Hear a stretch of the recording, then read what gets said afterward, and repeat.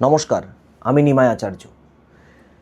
যে কোনো স্ত্রী বা নারীকে যদি বশীকরণ করতে হয়, সেটা প্রেমিক প্রেমিকার ক্ষেত্রে হোক আর ভালোবাসার মানুষই হোক না কেন, যদি আপনাকে সমস্ত জায়গা থেকে ব্লক করে রাখে, তাকে দেখা মাত্রই একটি মন্ত্র বলছি, এই মন্ত্রটি যদি 3বার বলে দিতে পারেন, তবে সেই ব্যক্তি, সেই নারী, সেই পুরুষ আপনার বশে বশীকরণ হয়ে মুঠোর মধ্যে থাকবে। কি করতে হবে আপনাকে?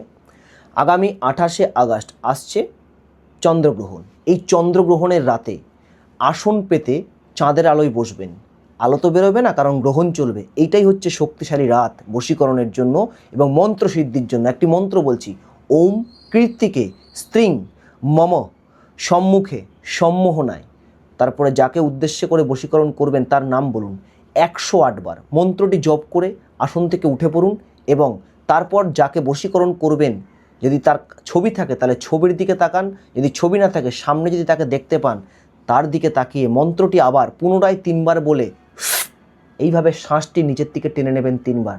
দেখুন আগের কি ব্যবহার এবং পরের কি ব্যবহার, যা বলবেন তাই শুনবে, আপনার জন্য পাগল হবে। করে দেখুন এবং শেয়ার করুন।